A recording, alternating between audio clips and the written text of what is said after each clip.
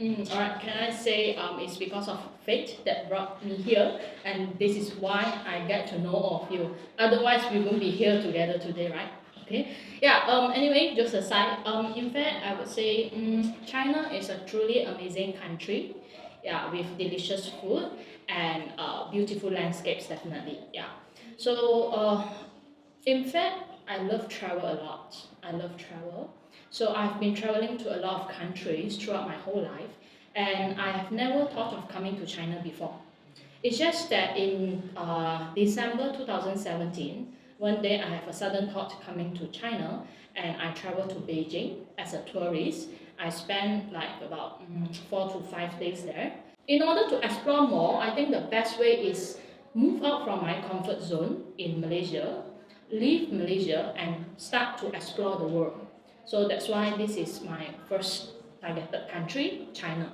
So I need to done with this first before I move on to the next country. Yeah.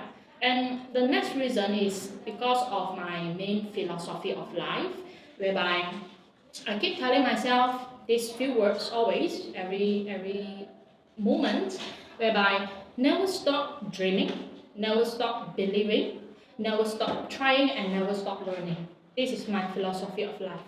So that's why I am a Chinese, not Chinese, I mean a Malaysian Chinese, but I can't really speak Mandarin, and that's why I would like to challenge myself to come here, and it will give me a higher motivation to really start learning Mandarin. Yeah, so that is another reason. And yeah, so that is the main reason why I come to China. And why do I choose ULC? Now, ULC here in Nansha is quite a remote place. Actually, it's very remote. I could hardly get a DD 2 days ago. I took like half hour to get a DD, and I still can't get it. Yeah, it's really remote. Yeah, so I think this remote place is a quiet place for me to escape.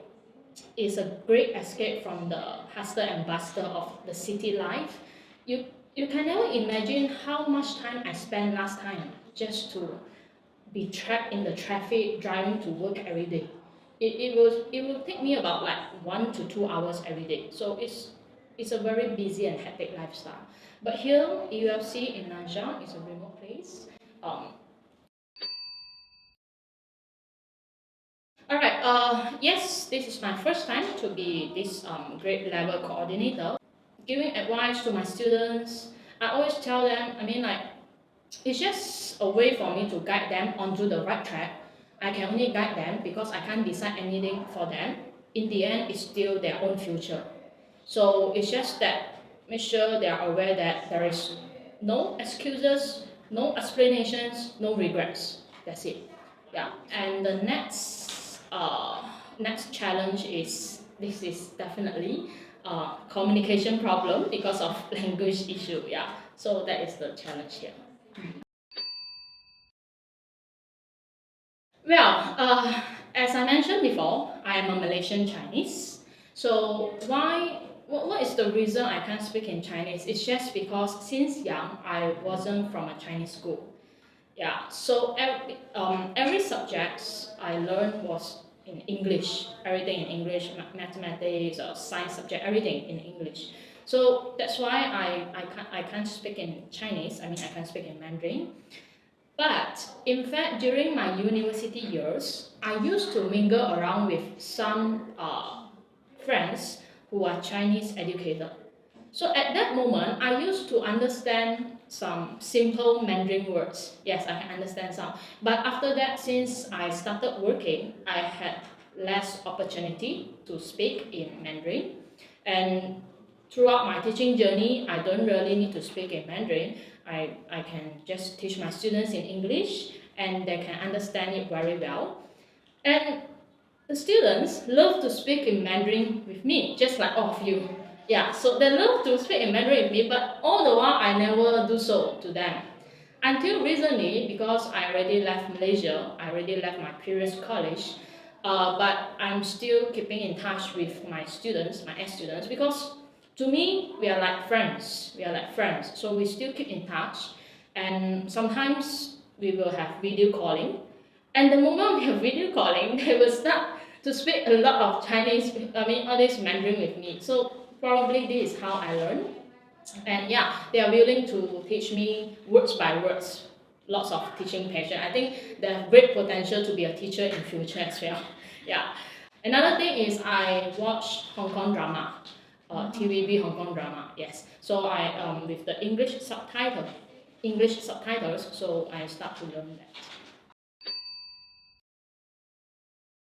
Alright, studying maths. Firstly, positive mindset. That is very important. Do not build a barrier for yourself saying that maths is hard every day. It's like, human's mind is very powerful. So if you're telling yourself maths is hard, you will eventually believe that maths is really very hard. Yeah, then you will stop yourself from doing anything. So firstly, positive mindset. And the next thing is everyone should start from focus in class, listen attentively to your teacher, and then learn the concept with the right way. Try to work out the structure with a proper structure, proper working, and so on. And remember the method of solving the questions. The moment you grab the method, you will be able to solve whatever question you want. So you need to learn the strategy and remember what are the strategies that you already use. Now, some of us will be saying that, oh, maths have a lot of things to remember and I cannot remember anything. Well, my students always tell me they have this short-term memory. They are just like goldfish. Believe it or not, I have a goldfish memory as well. Okay, probably slightly better than goldfish. Okay, slightly better. But we need to find ways to help ourselves to remember things. Yeah, so the strategy of remembering things is very important.